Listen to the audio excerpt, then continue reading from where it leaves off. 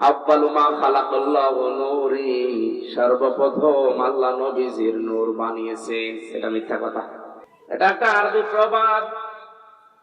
এটাকে হাদিস বলে অনেকে চালিয়ে, বিশেষ করে কুমিল্লা ফেনী এই লাইনের অনেকে ওয়াজ করছে সুর দিয়ে, সর্বপ্রথম আল্লাহ নবীর নূর বানিয়েছে, ওনারে না বানালে কিছুই বানাতেন না। অথচ কোরআনে কারিমে আল্লাহ প্রমাণ দিয়েছেন সর্বপ্রথম আল্লাহ পাক বানিয়েছেন কলম। কি? নুন